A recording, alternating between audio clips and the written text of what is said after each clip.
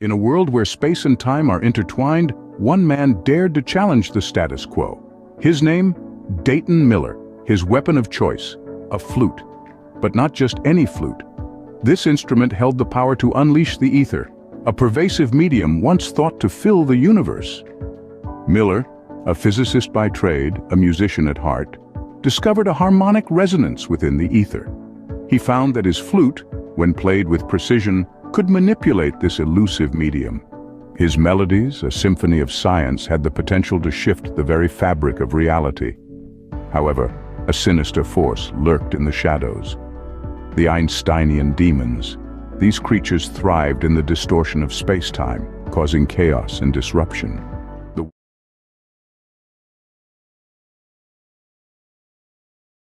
All right, hello and welcome everyone. We are backstage here waiting for Reds to get back, and the debate shall be starting soon.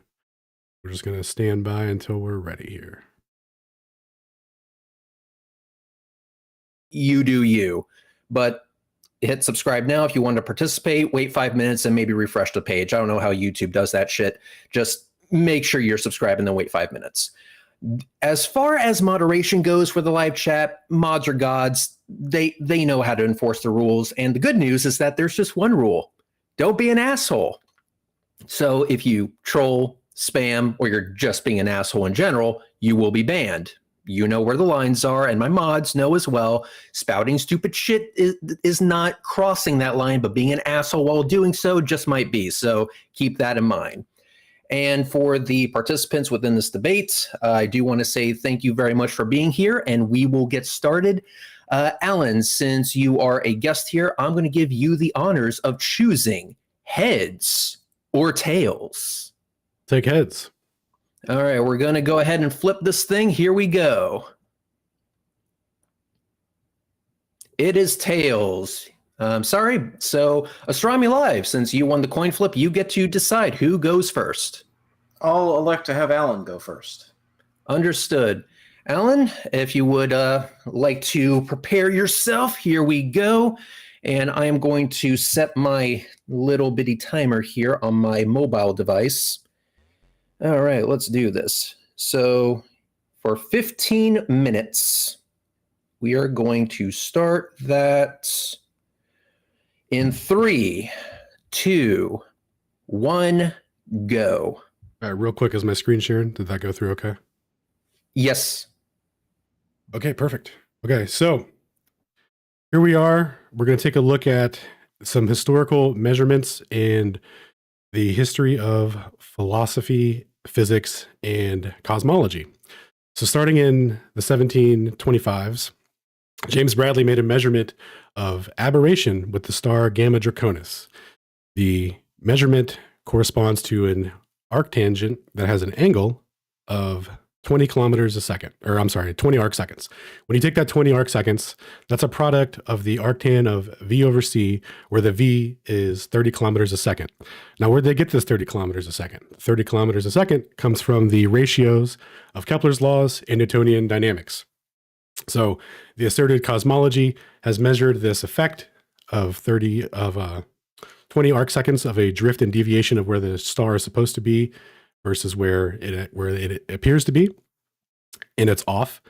And so that total amount gives them a ratio that corresponds to 30 kilometers a second to produce that angle, is what they're asserting. So we look here from Kravanovich, who says, at stakes was the layout of the universe represented by two models, the Copernican or heliocentric, or one where the of a geocentric state or a geohelio state where the planets move around the sun and the sun moves around the earth.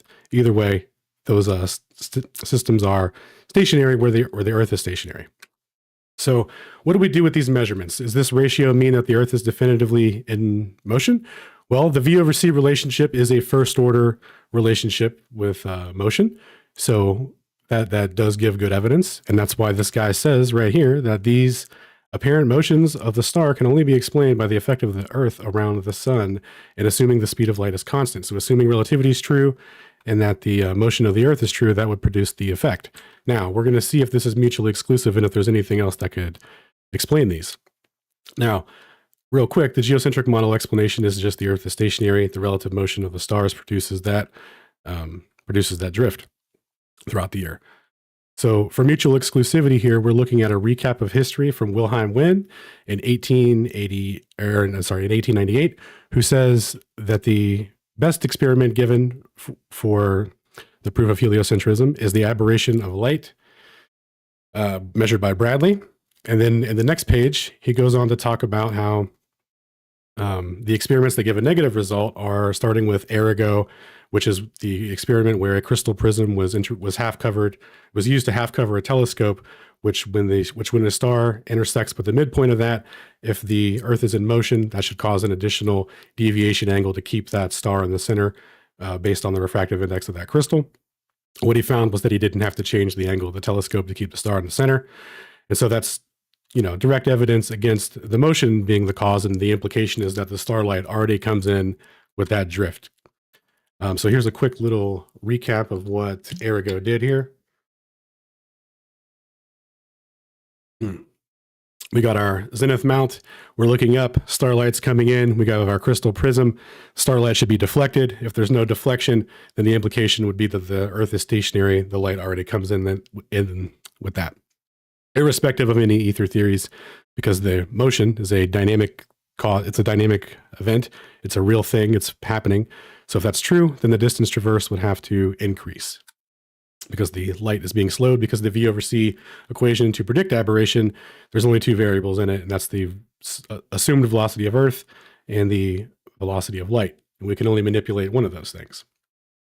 So here we have some continued experiments that were done, but before we can get to understanding the interpretation of those, we need to understand the principles in which they were derived. So here we have Fresnel drag, which is the amount that light will be dragged by a transparent moving medium as a function of its velocity and the inverse of its refractive index squared. That will be how much velocity is translated. And this was derived under the principles of the classic effect of sound, the speed of sound being the square of the speed of sound being inversely proportional to the density of the medium in which it's propagating in. So under that same principle, Fresnel came up with this formula in 1818. It was tested in 1858 by Fizeau, where the speed of the running water was translated in the fringe patterns here. And you can measure the distance between these fringe patterns, and the square of that distance is proportional to the velocity that produced it. So that's how this is how these formulas and measurements and the fringes and all that were confirmed. So this hypothesis was that, again, there was a stationary ether, but it could be dragged with respect to the moving medium. And this is implemented in inertial navigation systems to this day. The ionization of the laser in the chamber creates a preferred direction for the gas flow that has to be compensated for to make sure that everything is zeroed out before they can start to get their readings. So this equation holds true to this day, and it was derived in the 1800s under the premise of an elastic ether and the density of ether in a transparent medium being proportional to the square of that refractive index. All right, so quick recap here on that now that we understand what they were putting forward with their measurements. We have here an experiment by Hoek where he was using an interferometer where light was being split through a tube that was half filled with water. And what he was going to do here was align this interferometer parallel and perpendicular to the plane of motion of Earth as it goes around the sun throughout the day. And he was going to take the difference in the speed of light as it goes through air and water, assuming Fresnel drag, and measure the difference there, which should correspond to a shift in the fringes of 30 kilometers a second if this water is carrying that 30 kilometer velocity potential. What he measured was that there was no change, i.e. that the water is stationary, and they were all under the illusion, because they had been doing these experiments in the first order that were yielding quote unquote null results. So the way that they were interpreting it was that there was somehow a first order ether effect that was canceling out the ability to measure motion in the first order. And so as they start to move away from that, we'll take a look at Michelson-Morley. But before we do that, there's two more where they tried to measure the velocity of Earth in the first order. So the second one following up with that was Klinkerfues, who took a zenith-mounted telescope, filled it with turpentine, and said that the refractive index slowing light down changed the angle. It made the angle increase to the tune of 6 arc seconds, or by 6 arc seconds. So what he was saying with that is that, motion is a real effect. That was the premise of his experiment, irrespective of any motion of the ether or anything like that, which he explicitly lays out in his premise that, motion is a real effect. If this is true, then there's going to be this angle will increase. He says that he measured the angle. So Airy came along and was like, oh, okay, bet. Let me check and see if that's true. So he had a zenith mount telescope built, tested it with water, double spirit level here so we could make sure it's level, micrometer, wire, grid, so he could measure the angular size of the star and the position. And then he could rotate this 180 degrees on its spindle to take differentials from that to make sure that everything was as accurate as possible. What he concluded was that there was no change in aberration. It was the same. So if that's true, then that means that the aberration, the light, is already coming in at that angle with respect to a stationary Earth. And a quick recap of why this is important. Red, how am I doing on time, sir? A quick recap on why this is important is because what was at stake at the beginning, what was asserted was Kepler's laws and Newtonian dynamics, because you can derive one from 6 minutes, 45 seconds. Okay, thank you, sir. So what was asserted before was that Kepler's laws and Newton's laws are interlinked. You can derive one from the other. And Kepler's law says that the square of the periodicity of the orbital period of a planet is proportional to the cube of its semi-major axis, meaning it gives a length. It's basically giving dimensions to the orbital period. And then with Newton's laws, you can derive GMM over r squared, which gives the gravitational potential relationship with respect to the mass of the two bodies, and basically gives the same exact result.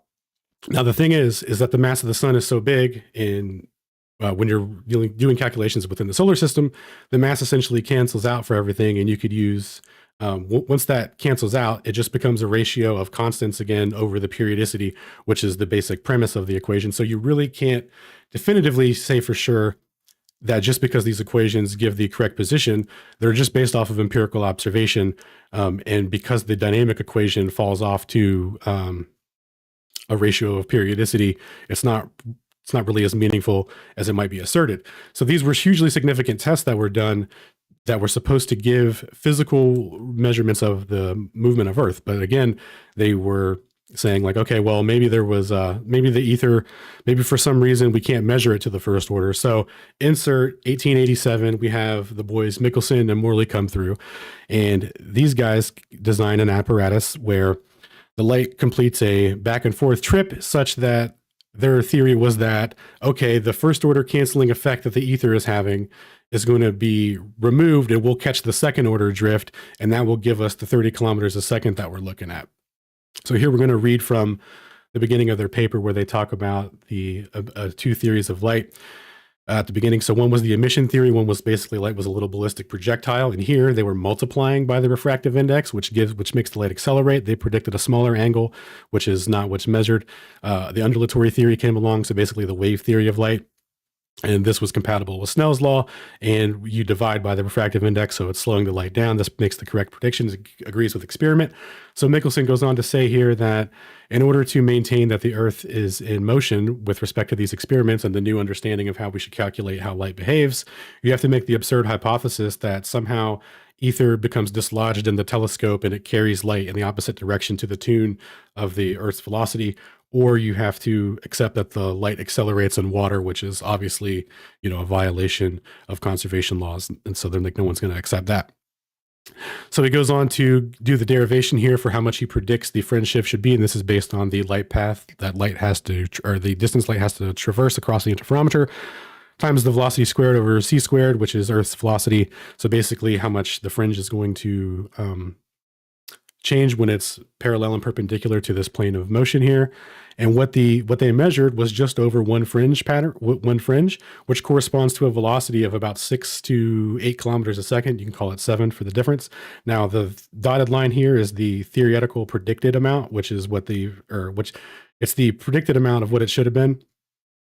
So they were 4 fringes off to make their final measurement there for the full 30 kilometers a second. So they end up rounding this down to 0. And that's where relativity comes through and says, hey, we're going to say link contraction and time dilation happened on this back end of the second order effects. And that's why you can't measure it, because we don't even claim that there's going to be a first order effect. Now, why is this an issue? Well, all the explanations that are put forward to answer aberration, to keep aberration a valid measurement while rejecting other ones, the 6 kilometers, 7 kilometers is too big right? But it's too small for Kepler, but it's too big to be experimental air. So to try and use any of these theories to explain it, you would run into contradictions here. Oops. And the only way to, the one that doesn't run into contradictions is the alpha model, which is the absolute lab frame and flexible ether. So the lab frame is fixed, stationary, absolute, and the ether is flexible and dynamic and moves. That's what's producing the measurements with respect to a stationary Earth. So here we have quotes from Michelson at the end talking about how the proportional ratio of the fringes are, exact to the velocity. And therefore, if we use these velocities, you wouldn't be able to make any explanations unless we round these down to zero, which is exactly what Einstein does. That's why he comes in with his 1905 paper and explicitly removes the ether, even though he's using the same framework as Lorentz and Voigt, who are describing the timing and spacing of waves with respect to an elastic medium. So Einstein makes it clear here to say that the introduction of luminiferous ether will be superfluous in as much as the theory developed here will not require an absolutely stationary space provided with special properties, nor will it assign velocity vectors to a point empty space where electromagnetic processes took place, which will be important to come back to later. So remember this part. And again, some people will say, well, he introduced ether with the general theory and it's back again. Well, that's not necessarily true. He introduced it as a fabrical concept that has no physical meaning and should have no properties associated with it, and explicitly says here in 1922 that, if you want the ether back, you can think of it, that's cool. But if you try to associate velocity to it, then you can't do that. Don't do that. So he explicitly removes the implication of all motion being relative to an ether. So that's why they can't bring an ether back. There can't be any new theories because every theory directly implies 60 seconds. Thank you, sir. Each theory would end up implicating Earth's velocity once you make the logical deduction that if you are surrounded by a medium, all motion in that medium is relative to that medium. Similarly to how sonars in the ocean work with submarines. So submarines use a range of measurement equation using the speed of sound in water, and they use timing intervals to derive the distance. Nobody would argue that the speed of sound is constant. It's measured relative to the velocity of the receiver, and that is what is producing the accurate measurements. So the same exact concept would apply if there's an ether, and Einstein is explicitly here to remove that. This is why this is so important to acknowledge. Thank you. I yield the rest of my time. All right, with about 13 seconds left. All right, thank you very much.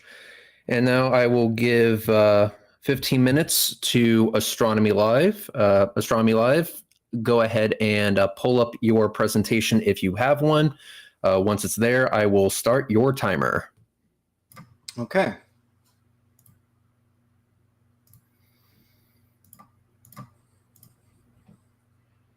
All right, there we go. Okay, so your presentation is now showing, and your 15 minutes starts in 3, 2, 1, go. All right. Thank you so much. I'm Astronomy Live. I'm going to be talking tonight about stellar aberration and why Airy's failure happened.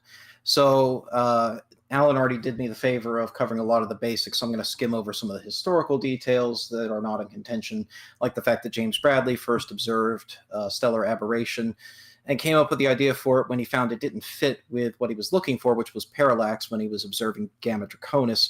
He was said to have had an epiphany about this motion being similar to what he saw happening with a flag blowing in the wind on a boat, and when the boat would change course, the flag would seem to change course to fit that. So stellar aberration, as mentioned, shows an deflection in the apparent position of a star due to Earth's orbit around the sun. So over the course of the year, it will change depending on where Earth is in its orbit. So in a 24-hour period, you can see what the sky looks like with a map of stellar aberration. The legend in the top right corner of each window shows stellar aberration in right ascension on the x-axis and aberration in declination, positive and negative, on the y-axis.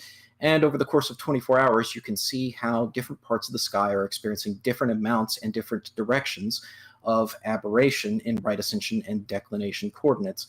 And then over the course of a 1-year period, you can see how that effect follows our orbit around the sun.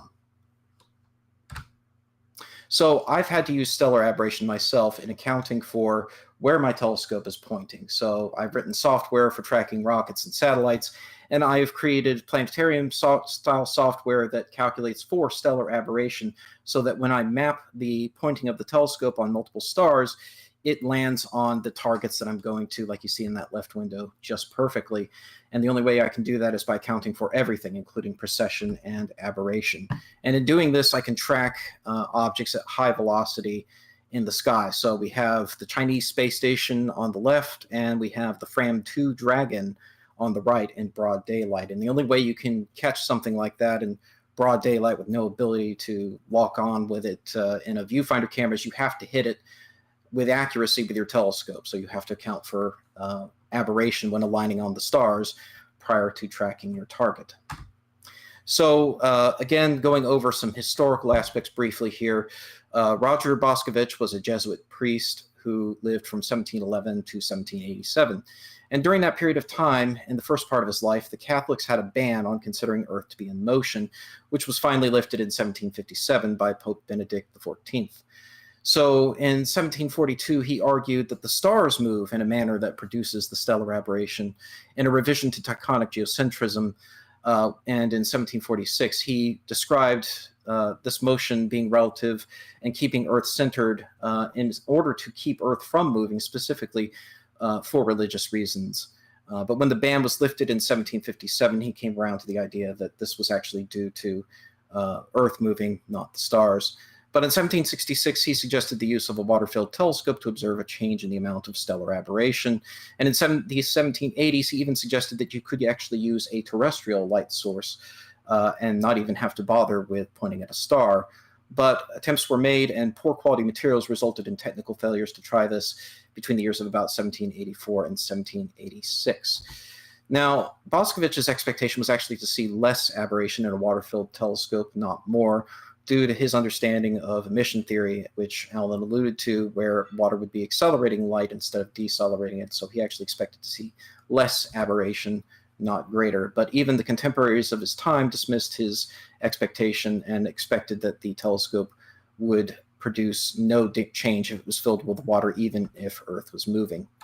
In 1861, Lorenzo Respighi conducts Boscovich's proposed terrestrial aberration test with a water-filled telescope and finds no effect of the telescope's orientation relative to Earth's orbit on the terrestrial targets.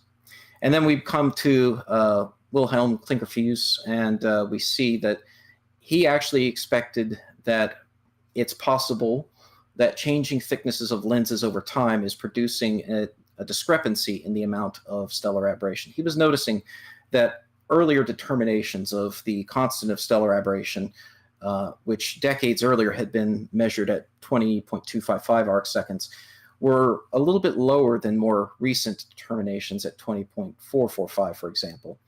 And so in 1867, he uses a water-filled telescope that was actually only partially water-filled with an 8-inch column of water inside of it, to see if there's a change in the amount of stellar aberration. His hypothesis was that the discrepancies that were starting to be seen in the amount of the constant of stellar aberration was due to the fact that over time, as lenses get bigger in telescopes, they also get thicker, and that was causing a change in the amount of aberration that was being perceived on the other end of that. So again, his inspiration for this was in observing the discrepancies of values of the aberration constant at the time, and knowing that the earlier determinations were made decades ago, and in some cases by people who weren't even alive anymore. And now with larger, newer telescopes, perhaps the thicker lenses were causing a systemic issue, and this was something that could be interrogated by filling the telescope with water in order to increase this effect even further. He ultimately came up with a formula that he predicted based on his observations. He saw what he thought was an increase in stellar aberration, and published the formula that this change in aberration was equal to the square of the refractive index minus 1 times the aberration. So then we come to George Airy, and he lived from 1801 to 1892. And in 1871, he published his report of the non-reproducibility of the Klinkerfues results. He used a water-filled telescope that was basically completely filled with water across a length of 35.3 inches, and his observations determined no effect of a water-filled telescope on the amount of aberration. And Klinker-Fuse, his results actually were a surprise to Airy's. He recognized that this had serious ramifications for the undulatory theory of light, the theory that the light was in an ether, and that this would have some serious ramifications not only for measuring the positions of stars and measuring the constant of aberration, but on the measurement and actually detection of ether itself. So he built this water-filled telescope, or he commissioned it for construction. Alan already showed this. And at the bottom in figure 7, this is where the micrometer is, where there's wires crisscrossing, and this is how they measure the transit of the star and its distance from the zenith. So he made these measurements and actually made them about 6 months apart and saw no effect of the water-filled telescope. His results ended up producing a mean deviation of about 0.37 arc seconds plus or minus, indistinguishable statistically from zero, and quite in contrast to the prediction of plus or minus 15 arc seconds. So again, based on the fact that his telescope was fully filled with water and based on the refractive index of water of 1.33, if you take the square of that, minus 1, times the actual amount of aberration of Gamma Draconis, which was 19.36 arc seconds, we get 14.89. So about 15 arc seconds is what he expected based on the Klinker-Fuse hypothesis. But he found it untenable because his results showed basically no effect.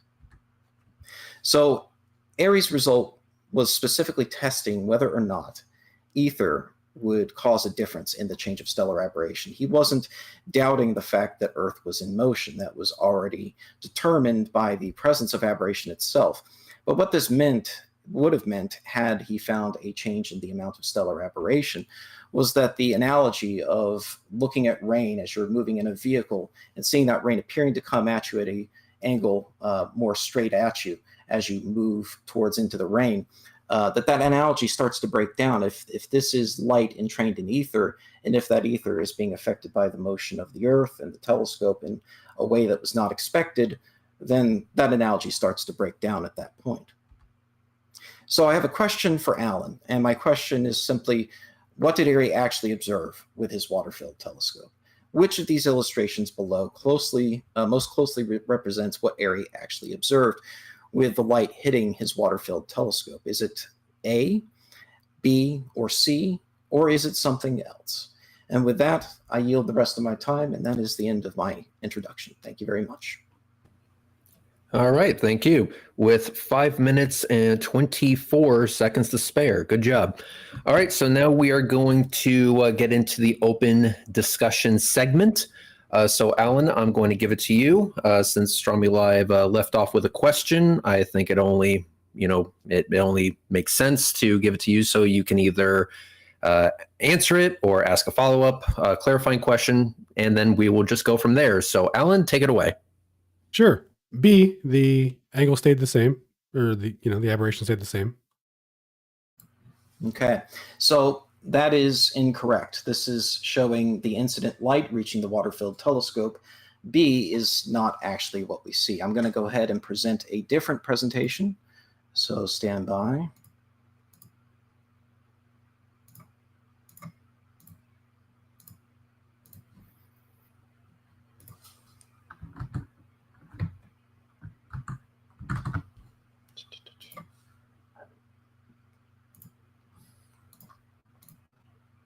Okay, and let me know when you can see my screen. And we can see it. Okay, so let's go over what was happening with the water-filled telescope. So let's explain aberration from a frame of reference where the telescope is moving.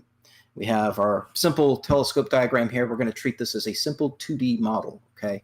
So the telescope is going to be moving along the x-axis to the right as a photon of light from a star enters the tube and proceeds down towards the bottom of the tube. By the time that the photon has reached the bottom of the tube, it has reached point B. It entered at point A. So during that period of time, the telescope has moved horizontally by a factor we will call xt. And the time it took for the light to reach position B can simply be defined as t equals the length of the telescope, L, over the speed of light, c. So if we substitute L over c for t in the xt equals vt equation of xt equaling the velocity of the telescope times the time it took to move, we get vt equals vl over c.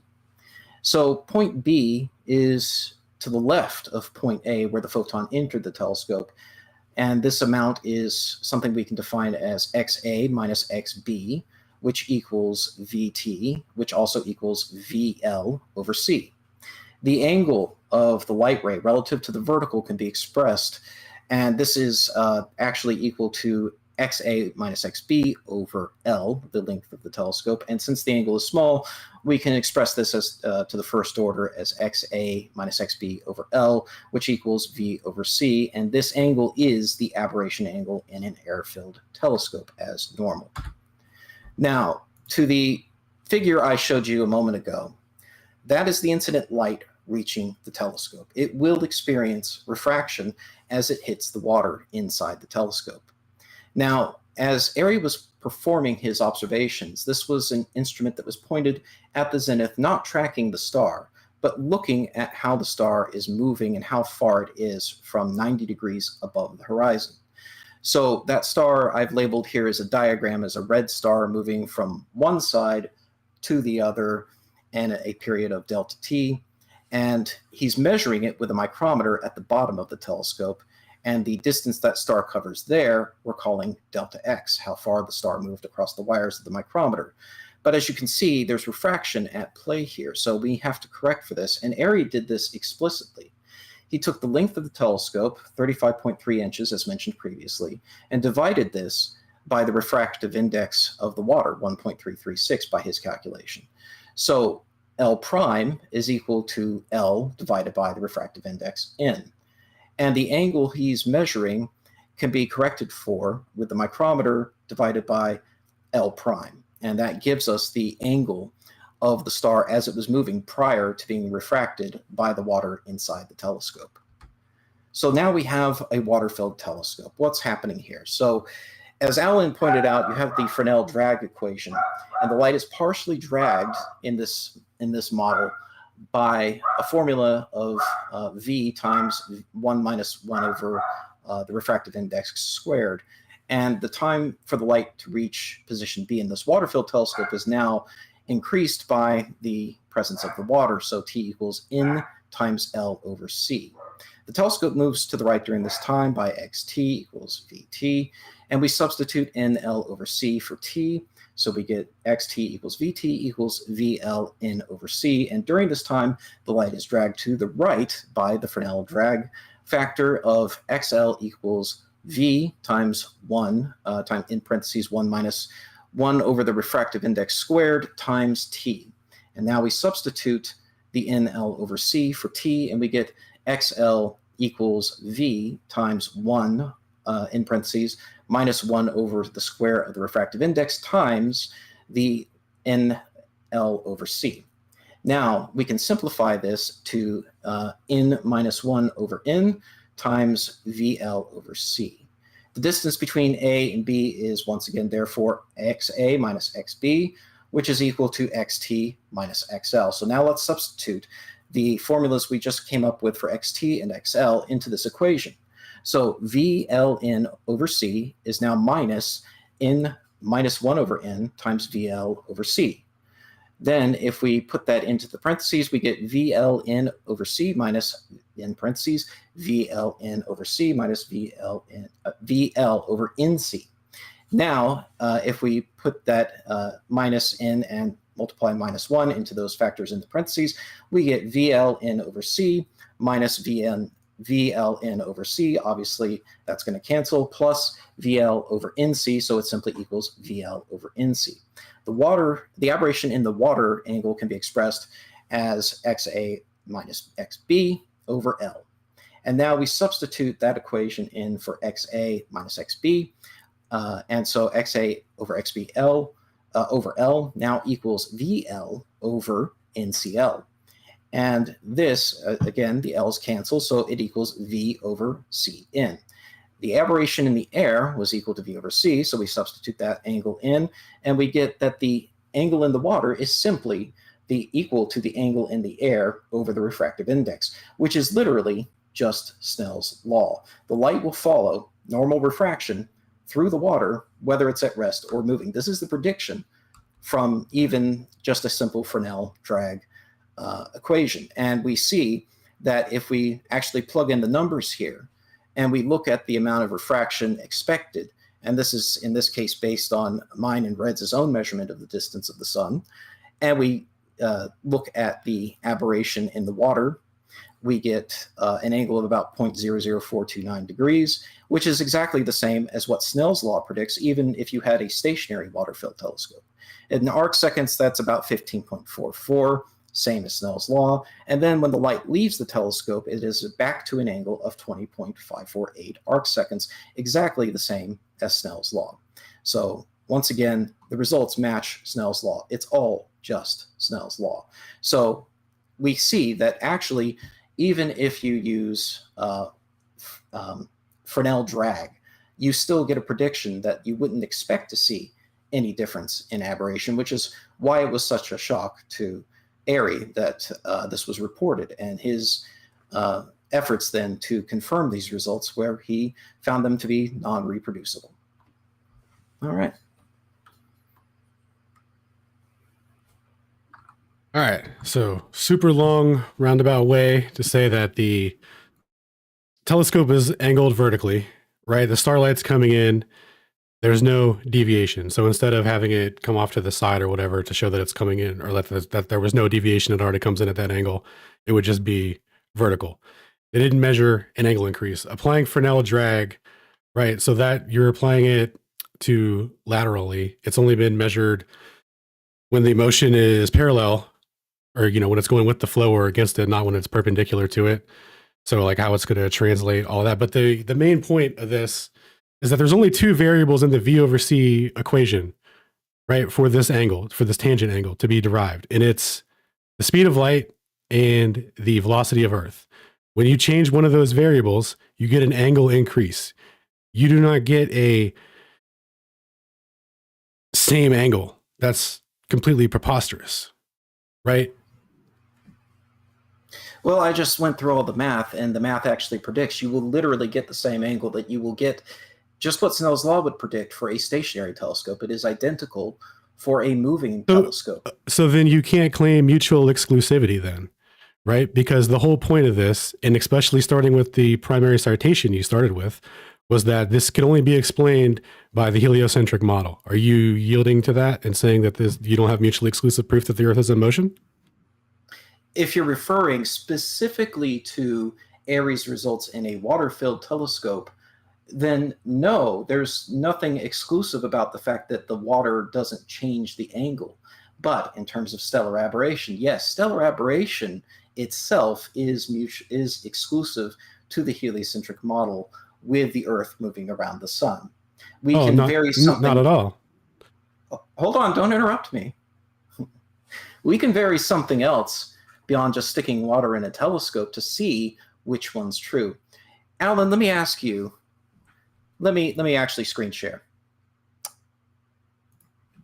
Yeah, this will make it easier if I screen share this.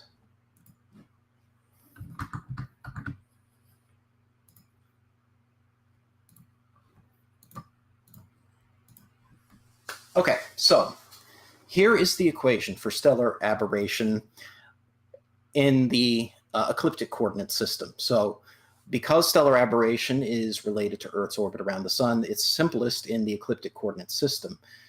Negative 20.5 times the cosine of the longitude, the ecliptic longitude of the sun, minus the ecliptic longitude of your star, times the cosine of the ecliptic latitude of the star, so on and so forth. So let me ask you a question, Alan. With these two equations in mind, what points in the sky show no stellar aberration?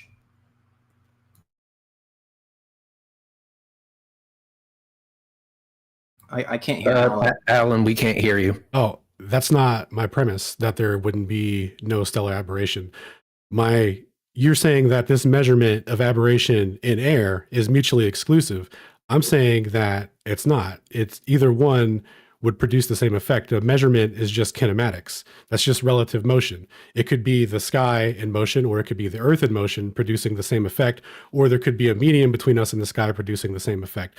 This was the reason that they did the experiments in the first place, to try and figure out, to get a first order measurement of the earth through space, because just the observation alone, an empirical observation alone, can't tell you the correctness of it.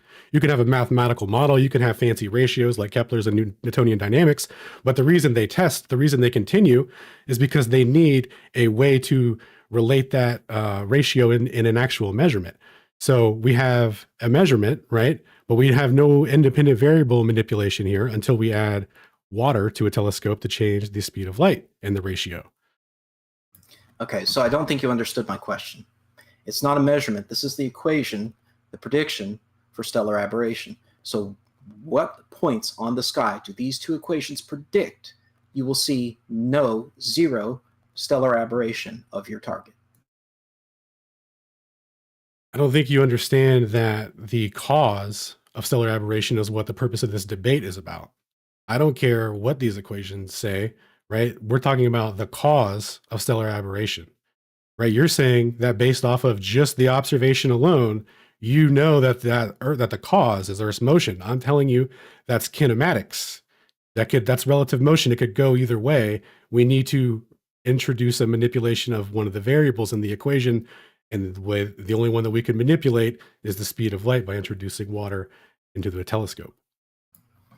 Well, it turns out that's not the only thing we can manipulate, but we'll get there. I'm asking you a question about what these two equations predict. These two equations predict that you will not see any stellar aberration at 2 points in the sky. What are those points?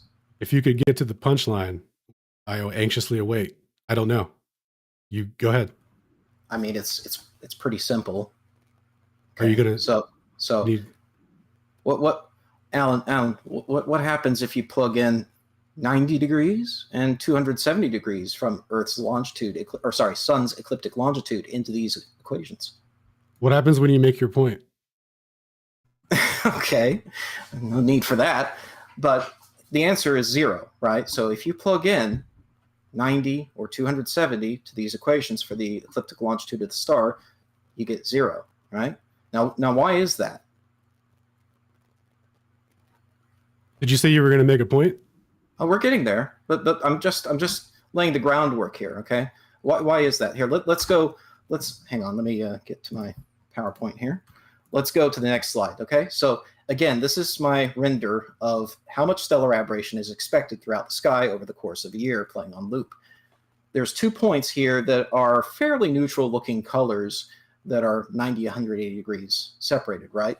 So if you were able to speed up the telescope, if you were able to look at a star somewhere, maybe somewhere just off of the velocity vector, which is what that 90 and 270 represent, the Earth's velocity vector in its orbit, right? If you were able to point your telescope somewhere along generally the velocity vector, but instead of it taking 6 months to get around to the other side, what if we could alter a variable so that it only takes maybe half an hour, maybe 45 minutes? What do you think we would see? What would we observe if you looked at a star and you looked at all the other stars right next to it in a very tight space, and you could accelerate all this process up to take just about 30 minutes, 45 minutes? What would you see? What would we see if we got to the point? So is that you saying you don't know what you would see? I don't know what we would see. Please tell us. Enlighten us. Okay. All right, great. So you accelerate your telescope, and what you see is along the velocity vector, the stars appear to contract. Away from the velocity vector, the stars appear to spread out from each other. So it so happens there is a telescope that we've altered its velocity. It's not just traveling at Earth's orbital velocity, it's traveling in Earth's orbit at about 7.5 kilometers a second, the Hubble Space Telescope. Now, I've personally observed the Hubble Space Telescope, and I've personally verified that it is pointing at the objects that it is scheduled to observe when it is scheduled to observe them. So I've confirmed using a simulation, pointing a simulated Hubble at the same coordinates and comparing the simulation to what I observed Hubble to be doing from my own telescope at the same coordinates on Earth. And sure enough, Hubble's attitude matches. I've done this multiple times, and every time it's a match. Hubble is pointing at the objects it says it is and taking pictures. And so if we look at those pictures on a global scale, the full frame of the picture, this is what we see when we look at individual raw pictures. All the little points, all the little dashes, that's radiation from Hubble being outside of Earth's atmosphere and unshielded from a certain degree of radiation in space. And what you see, you don't see a whole lot of change there. But if you zoom in and you look very carefully, what I'm going to do is I'm going to crop in on the four corners of this picture, and we're going to look at them and see what's happening. And what we see is stellar aberration happening in real time. These pictures are 30 minutes apart on opposite sides of Hubble's orbit, one generally along the velocity vector and one away from the velocity vector. And this is causing the entire image to change in scale. So you can actually see it in real time. We've now altered the variable. We've altered the velocity of the telescope, and we see stellar aberration altering and changing as expected.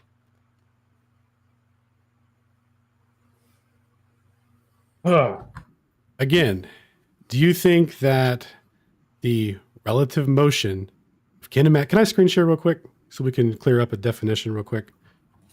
Sure thing. Just let me know when it's up. Yep, should be coming up now. We're running into an issue where your conclusion is my premise. All right, it's up. Thank you, sir. All right, so we have here from Fundamentals of Physics, Mechanics, Relativity, and Thermodynamics from Shankar. Quick definition on kinematics, right? What you were just describing was measurements of relative motion. Not introducing anything that's changing the relative variable, i.e. the speed of light in the V over C equation that we're looking for. The very premise of what we're testing, right? So anyway, you're just, we're also moving, so it makes it more different. Nope. Kinematics and dynamics. Kinematics is the complete description of the present. It is a list of what you know about the system right now. For example, we're talking about a piece of chalk and you want to know where it is and how fast it's moving. Dynamics tells us why the chalk goes up, why it comes down. It comes down due to the force of gravity. In kinematics, you don't ask the questions behind anything. It simply describes things the way they are. Then the dynamics tells you how it is, the description of why things change with time. So the big important distinction here, I can go ahead and stop screen sharing now, right? Everything you just listed is kinematics, right? When we're looking at a telescope, we're assuming the Earth is in motion, right? We have speed of light. We have water to slow the light down. That's going to produce an angle change. Now, you were familiar with Clinker Fuse's work. You quoted from him, so I assume you read his premise, like explicitly talking about how his hypothesis is independent of any ether theories regarding the flow, for whether it be Fizeau or static or in motion, right? Because the effect of motion is a real physical effect.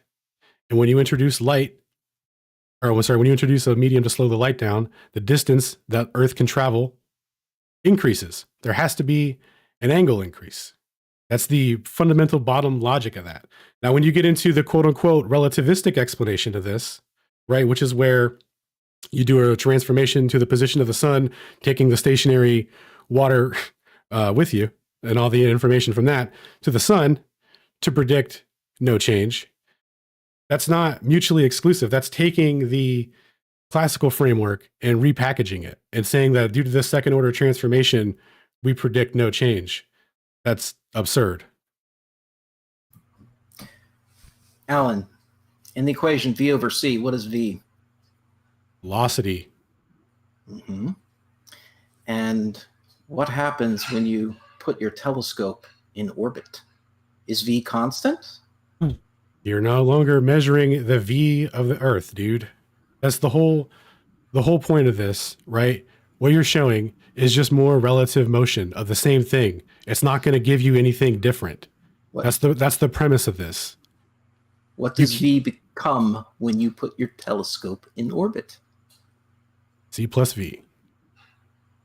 C plus V? Ooh, that's one fast telescope. No, my friend, it becomes the velocity of the telescope plus the velocity of Earth going around the sun, right? So the velocity of the telescope is varying on a time scale now of just a few tens of minutes. Why do we see aberration changing on a time scale of a few tens of minutes when we put our telescope in orbit? Relative motion is still making the same measurement. The So thing you're- the variable you have to manipulate, right? The velocity you have to manipulate in this is the light variable. The relative motion, No, I don't need to- taking the relative motion picture is not going to tell you anything different. So we've manipulated the variable. We just didn't manipulate the one you wanted. We manipulated V, the velocity of the telescope. And why do you think it comes out the same? Because it can't tell you anything different unless you It comes out the same? You just told me it comes out to aberration.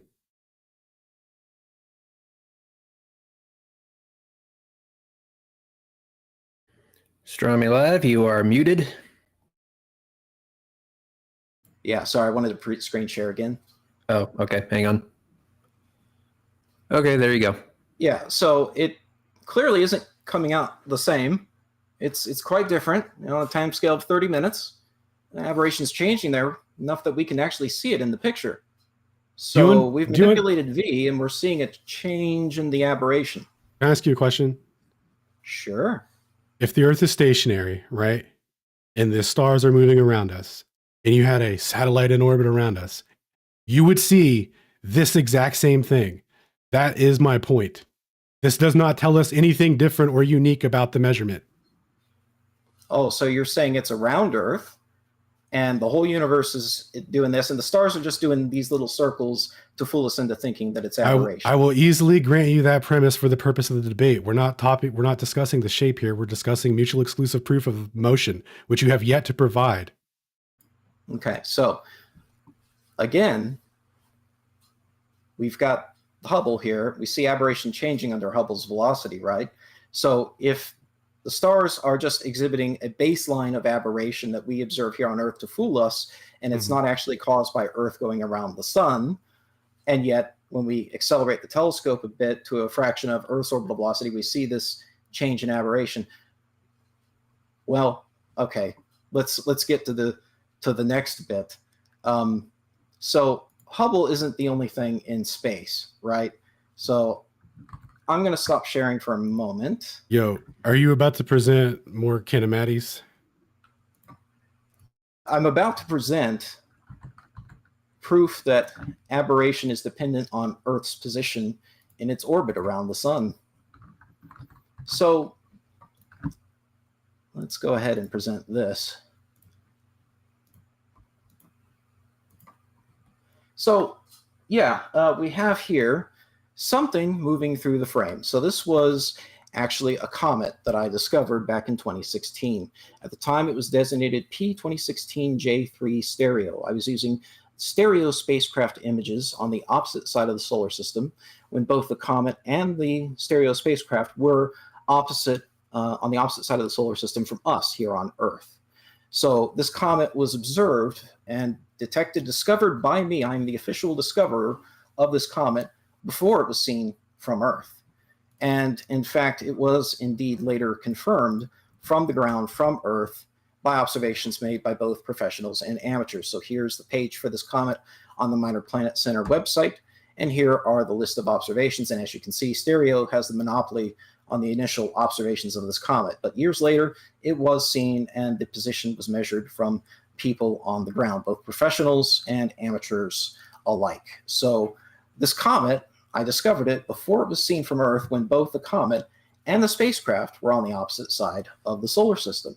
Now, if we look at the comet's position in those images, and we account for the amount of aberration we expect stereo should have on the opposite side of the solar system from us, we see that it matches the comet's position in the images. But if I calculate the amount of aberration that should have been seen, assuming it's just something that we see on Earth that we misattribute to being aberration due to our orbital velocity, well, then in the red circle, that doesn't match the observation nearly as well.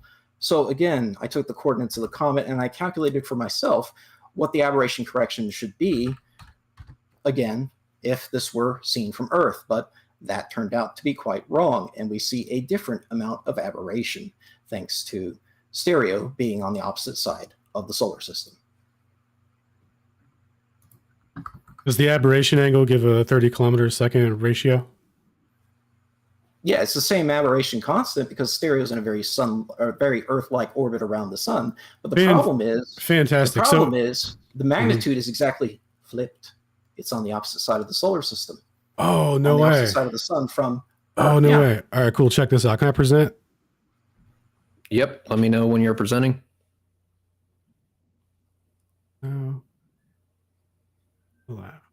Okay.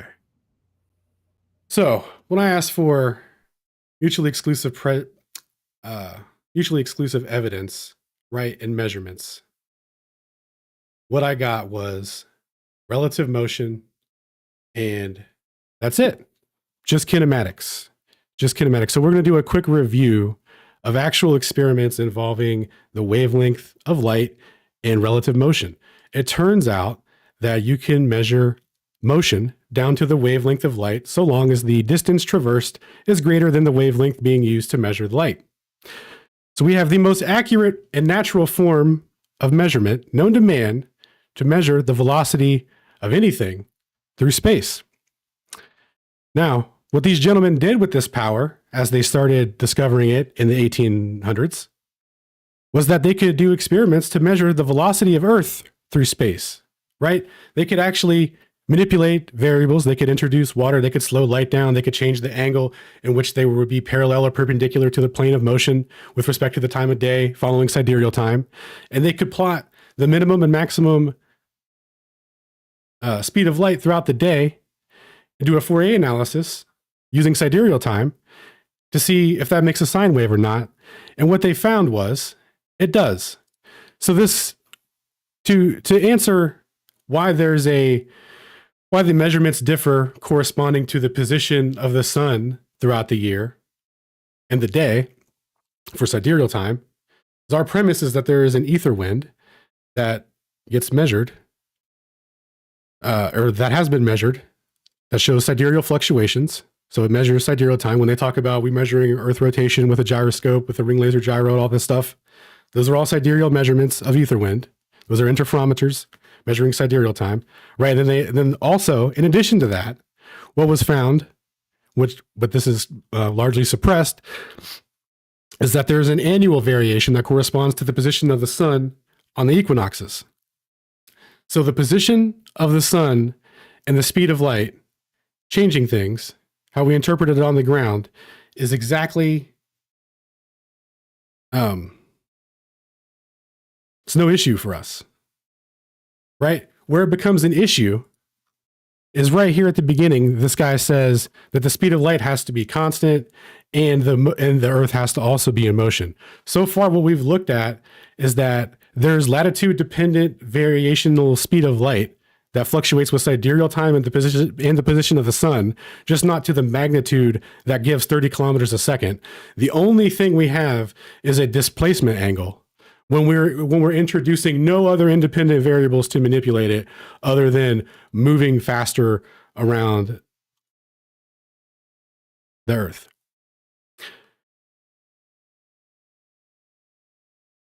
When you actually take a measurement and manipulate the variables that matter, you don't get 30 kilometers a second at all. But you do. And we've manipulated the variables. Again, literally, we've manipulated the velocity of the telescope, and it is very dynamic. And we can see that it has effects on the images. So clearly, it is a velocity-dependent aberration. And we can put the telescope on the other side of the sun, and we can see, oh, look, aberration looks like it should on that side of the solar system for that telescope being in that, hold on, for the telescope being on the opposite side of its orbit. And we know it's at a certain velocity because we launched it off the Earth. We launched it into that solar orbit. That took quite a bit of kick to do. So we know its velocity. We know that it's traveling about 30 kilometers per second just on the opposite side of the sun. And because of that, the magnitude of the aberration is reversed. So we've manipulated the variables. We've manipulated the velocity. We've manipulated the position, and it matches up. wouldn't you know it? So why would we then conclude that Earth isn't moving when we can literally put the telescope in motion, put it directly opposite Earth, and see what we would expect for that telescope to be moving, which we know it's moving because we launched it. Well, for one, it wouldn't be mutually exclusive because the relative motion between you and the starlight, right, could be producing the effect to the same thing. That's the point of introducing water and manipulating the speed of light, because the Earth physically has to move out from underneath it. What you're presenting is not mutually exclusive. Again, what I was saying earlier, real quick, was that there's a east-west differential or bias that's produced in the speed of light, right? That in combination with how the sun is affecting the measurements produce this aberration effect. This is what the interferometric measurements are corresponding to with sidereal and annual solar positions, right? But just not to the magnitude of what is required. Now, if the Earth were actually moving, they would have those corresponding measurements. You don't. You only have measurements where you can't tell if the medium between you and the light is also moving. That's why I say that these aren't mutually exclusive, and you have to do something where we're manipulating the speed of light, because the relative motion between the two tells us nothing. Go ahead. Sorry. I can't help but notice you keep bringing up Michelson-Morley interferometry, which is a very interesting subject, and I would be happy to discuss that at a later time. But the subject of the debate tonight is stellar aberration and Airy's failure, okay? So we've manipulated the velocity of the telescope. We've manipulated the position of the telescope, and we see aberration occurring. Whether we increase the velocity of the telescope, we see aberration changing there, or we put the telescope on the other side of the solar system and we see aberration on the other side of the solar system, which is what you saw on Earth 6 months ago, but Earth's now moved, and well, so has that telescope that you launched from Earth. So again, I ask you, you've manipulated the variables here and we see the expected change.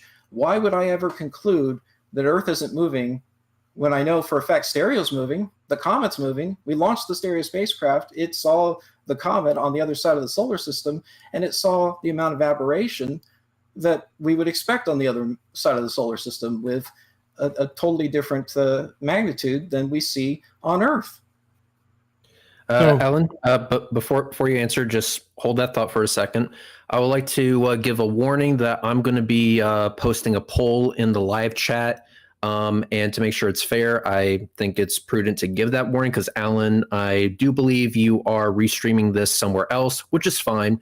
But if your audience wishes to participate in this poll that will be posted at the end of the debate, this would be a time to give them a link so that they can arrive, subscribe, wait 5 minutes, and then they'll be able to participate. I just want to make sure that this poll is fair when it is time to do that poll. So with that, Alan, please continue. Cool, no worries. Okay, so as stated from the citations, right, we're looking for a mutually exclusive. When you're proposing a measurement where the medium between you and the light isn't being manipulated, you're not proposing anything mutually exclusive. And I kind of see why, because all of your, am I screen sharing right now? Is it working?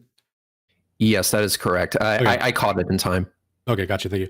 So all of the measurements are that you're proposing, right? What you need to be manipulating is the medium between you and the light.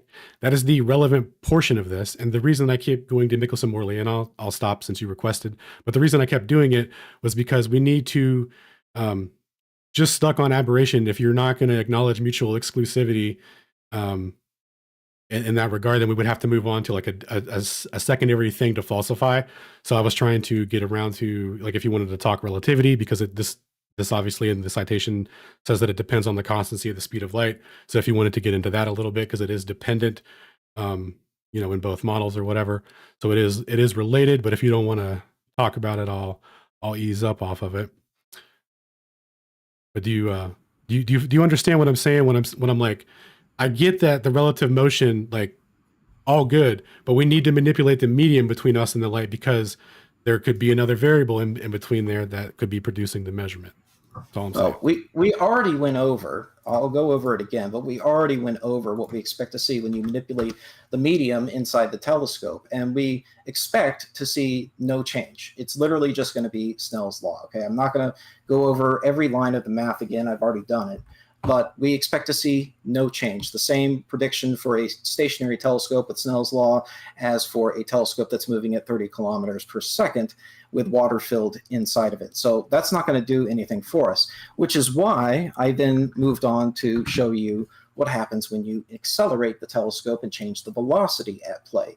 We see the expected amount of change in aberration when we accelerate, or in actually 30 minutes now decelerate the telescope. It's going around the Earth. It's doing this. So first it's moving towards, it's moving away. It's cycling about every 45 minutes, one to the other. So in pictures 30 minutes apart, we see this change.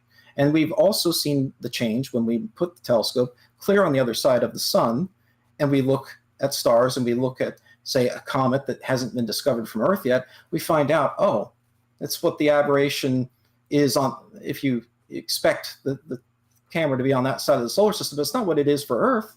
So it's changed, and it's changed because we've accelerated that telescope to now orbit the sun differently than Earth and go around to the other side of the sun.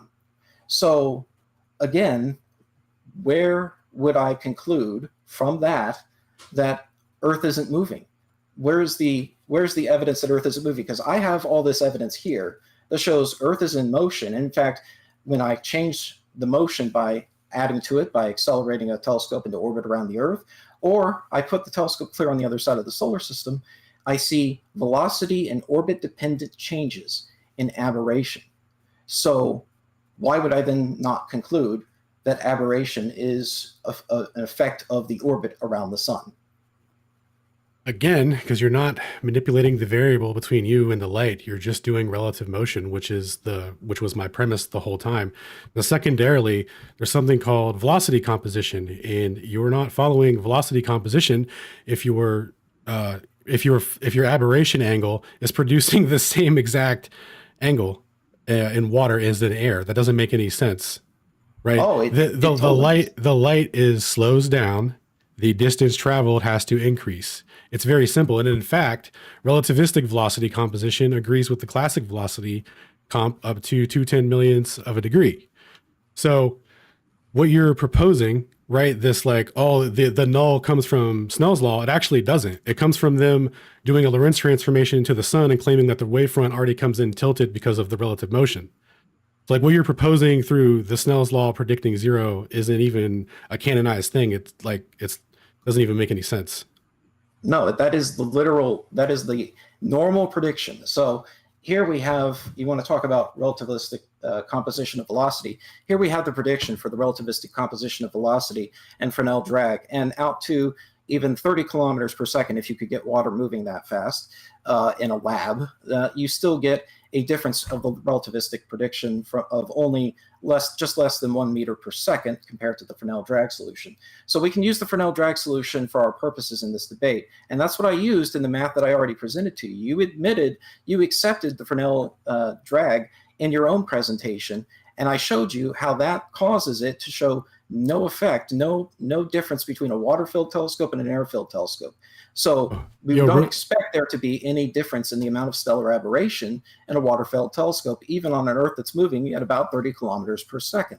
So we've already been over that. So now I've presented you with a telescope that's moving at a different velocity, and we see a different amount of aberration, and I've put the telescope on the other side of the solar system. Well, not me personally, but NASA, and I used it to discover a comet before it was seen from Earth. So I know those images are good, I know those images are real, and we see a different amount of aberration than we see on Earth for those coordinates at that time.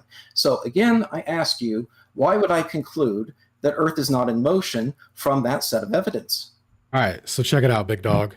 We have a ring laser interferometer moving at not relativistic speeds, right? It's just a laser ionizing gas in a chamber. And just that alone from the electric current is creating a preferred direction, which is causing Fresnel drag to have to be accounted for down to the, basically like the nanometer, the wavelength, right? Now, what you're telling me is that when you put water in a telescope for something that's moving at 30 kilometers a second, you predicted that same Fresnel drag predicts zero, dude? That's completely contradictory. The only way that it would predict zero is if you took the rest frame and did a transformation and then reasserted that as if it was the actual way to look at it. Okay, so again, am I still muted? No, I'm not muted. Okay, good. So No, we can hear you. okay, let me share my screen again. Okay. So once again, the difference between the water-filled telescope and the air-filled telescope is zero because it just all acts like Snell's law.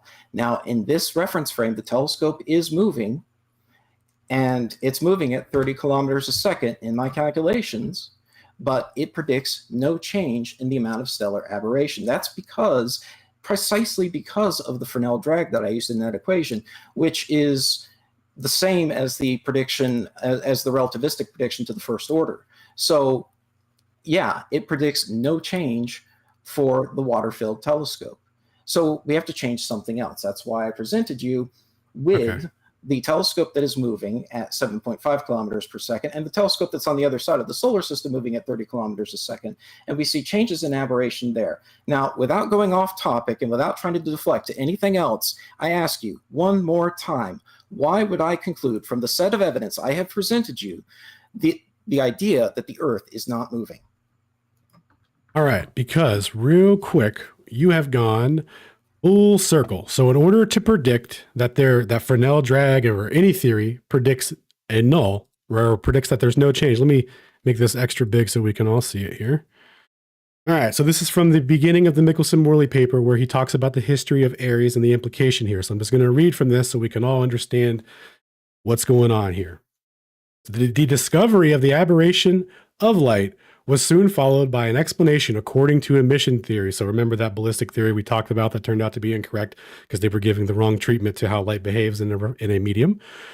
The effect was attributed to the simple composition of velocity of light with the velocity of Earth in its orbit. Now this is talking about the aberration effect where the tangent is equal to v over c, giving 30 kilometers a second. The difficulties in this apparently sufficient explanation were overlooked until after the explanation on the undulatory theory of light was proposed.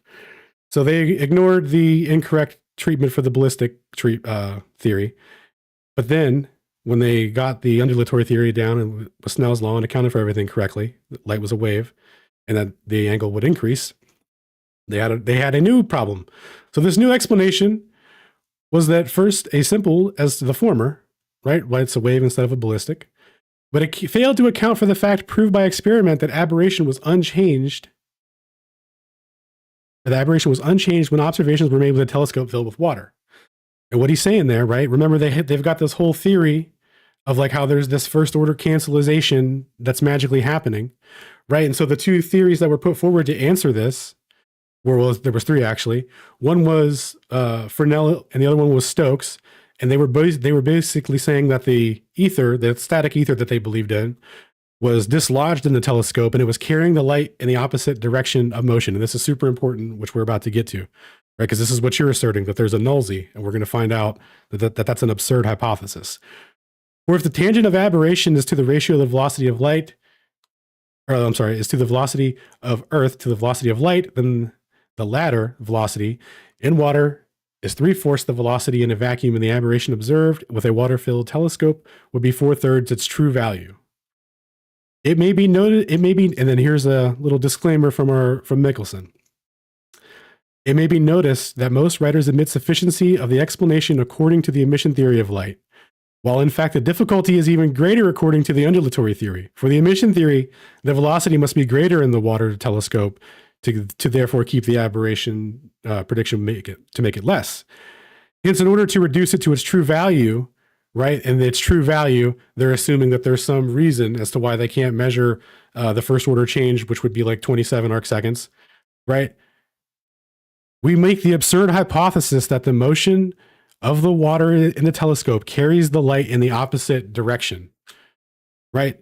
What you're asserting is that for some reason, right, this is where physics was at 1887, right? No one had an explanation for this. To this day, there's still no explanation. We're looking for mutually exclusive proof, and you're like, I changed the velocity and took a picture. Sorry, Charlie, you need to change the medium between you and the observation. If there's no mutually exclusive points or evidence, I'll let you get your last evidence or whatever thought, and we could kind of close out here because there isn't much of a debate to continue on. Well, okay, so I already gave the full mathematical breakdown of why we expect no change in the water-filled telescope. I'm not hearing any contradiction of any of the mathematics I presented. I'm hearing appealing to Michelson-Morley, to other papers, but I'm not hearing any contradiction of the mathematics I presented, and I'm not hearing any explanation for the fact that I've manipulated the velocity variable and the position of the telescope to the other side of the solar system, and I see a corresponding change in aberration. I still never heard a response to why I should conclude from the evidence I've presented tonight that the Earth is not in motion. I therefore conclude that the Earth is in motion. Alan, we'll give you the last say before we get to a super chat question that we have, and then we're going to have a poll. Cool. Well, I would like to thank you, Rez. You were an awesome moderator. Thank you for hosting this Astronomy Live. Thank you for taking this debate. Much appreciated. Like I said earlier, this is one of my favorite subjects, and I don't often get a chance to have a full discussion on it. So much appreciated for your time. That's all I have to say really about it. We can move on. All right, understood. So I have here a question from Icy Spin for $1.99. Thank you very much. Alan, how was Astronomy Live able to make his prediction? Velocity composition? Non-relativistic velocity comp? You want to just expand on that a bit? Or aberration? It's just V over C. Was prediction. All right, understood. And all right, the poll is sorry to interrupt, Reds. Go ahead. I am full out of water. I'm gonna go grab some more water and I'll be right back. Understood. Okay, so the poll is now up. If you remember, I gave a warning about this poll so that if Alan is restreaming this anywhere, his audience can come over and participate in this poll. Again, if you are not seeing it or don't have the ability to access that poll, that's because you need to subscribe to the channel and wait 5 minutes. I'm going to wait 5 more minutes for this poll to do its thing, and then I'll give the results. And if afterwards, if you want to unsubscribe, that is totally fine with me. This is only to prevent spam and nothing else. Okay, so for £5 from Slicks666, it is a question for Alan. Alan, what practical work have you done to back up your claims? I have a series of presentations documenting the history of interferometry and practical uses of ether in current technology such as GPS. It's all on my YouTube channel at @space_audits. Understood. And I'm going to ask the same exact question to Astronomy Live. Astronomy Live, what practical work have you done to back up your claims? Oh, great. Well, let's see. I've discovered Comet P2016J3/414P stereo. I've measured its position. I've shown that it matches the expected aberration for stereo on the opposite side of the solar system, not for Earth at the time. I've also used stellar aberration to calculate the positions of stars very precisely so that I can align the telescope you see behind me on multiple stars in order to de novo track various objects traveling at high velocity at great distances, including the Chinese space station as shown before, Fram2 as shown before, Starship, and others. So I will continue to do that kind of work. I open source my code. It's available on my GitHub page that you can check out at my YouTube channel. Channel members, I'm going to shamelessly plug myself here for a second. Channel members can also download precompiled executable versions of my Sat Tracker and Rocket Tracker programs. And as mentioned, those programs, in particular Rocket Tracker now has this planetarium feature, that lets you align on multiple stars in order to achieve the utmost accuracy in tracking objects, which is especially important when you're trying to track something like, say, Starship engine shutdown from Florida in a bright blue sky where you can't see it, and only the telescope can see it, and only if it's pointed at exactly the right location at the right time. And I know we're going to get this question later, so I'm just going to ask it now. So, Astronomy Live, can you name the 2 telescopes that are in the background, please? Yeah, great question. So the big black one behind me, this is an 11-inch Nexstar GPS. It is the predecessor to the CPC 1100. And then the little orange one next to that one is the Nexstar 4SE, which is kind of my little grab-and-go scope, mostly used for testing purposes. Understood. Thank you very much. This isn't a question, but a statement, and I invite statements in the other direction. So if you want to say that Astronomy Live is a big meanie head poopy pants with a super chat, be my guest. But for $5, Braun with a 3 for a B says, Alan, thank you for bringing nothing like every other flurf. Thank you for the super chat. Like I said, if you wish to be rude for astronomy towards Astronomy Live, be my guest. So we'll make it even. I have here a comment from Big Fish V32. I'm going to restate this as a question. Alan, do you consider presentations to be more involved in terms of the work that you have done, or do you consider what Astronomy Live has done to be more involved in terms of the work he has done to support his claims? It's different ends of effort on the same spectrum, man. He's out there doing his thing. I'm doing what I can do. Okay, so you see what you're doing as equivalent to what he is doing? Is it any more important or less important? No, it's just a matter of your opinion. We're doing the same thing. Okay, thank you. So let's see. For Atlas 6355 for $4.99, he says, I asked you and your audience for one flat Earth prediction and I got timed out on your channel. Care to share one prediction?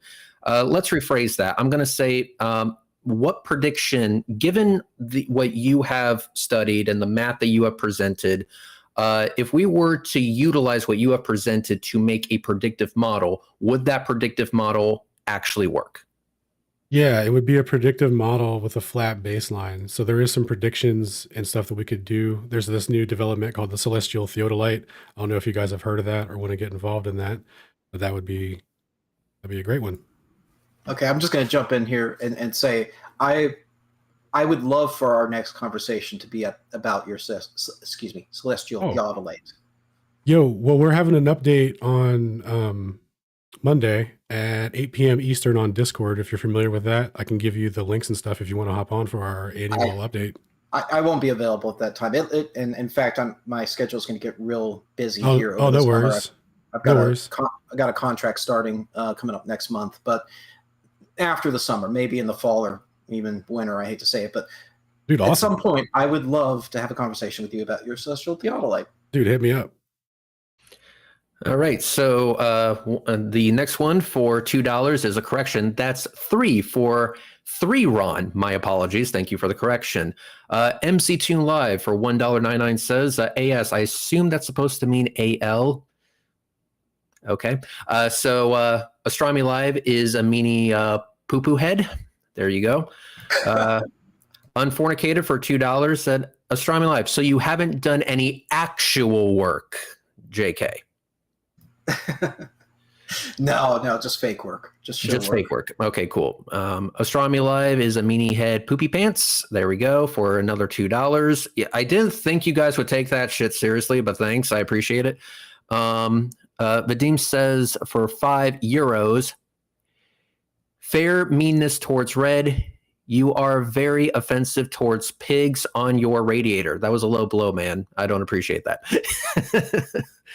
Okay, so for $5, Monkey Cat Pat Pat says Astronomy Live. You haven't done any street activism So you have done no work. So question, Astronomy Life, have you ever done any street activism? Does sidewalk astronomy count as street activism? I mean, I'm active. I'm on the street with a telescope. I mean, I guess it works. Okay, so with that, it looks like we're done with all the serious questions. So thank you guys for participating. So who won in this poll? This poll is now 8 minutes old, so plenty of time has been given so everyone else can get their votes in. And the results are this: Alan 13%, Astronomy Live 87%. Going to go ahead and end that poll. I'm going to say thank you guys for jumping on. I really do appreciate it. And thanks for keeping it civil. I know these things can kind of turn into a clusterfuck, and I'm happy to see that it did not turn into that. If we wish to have a follow-up to this conversation, we can do so. Let's just schedule it for the future. So with that, let's go ahead and close out. Alan, say what you guys say and get the fuck out. Thanks for hosting. If you want to learn more about ether cosmology, you can go to spaceaudits.net, and all my links are there. Thank you very much. Thank you. All right. All right, lads and ladettes, we are heading over to the Discord to hang out and wind down, play a little evening of code names with the lads and ladettes over there. If you would like a link to the Discord, link will be provided in the chat. Oh, let's see here. Thank you very much, Mutton, for the support. Much appreciated. Very awesome. And with that, we're going to go ahead and wrap up. So let's see here. Tuesday will be Ether Cosmology Roundtable number 84. Be prepared for that. I'm not sure what we will be doing, but it will be something. And then Monday will be Celestial Theodolite Update numero 6. It'll be the 6th one, I think. So tune into that. And thanks for the support, everyone. You guys are awesome. Head over to the Discord and hang out.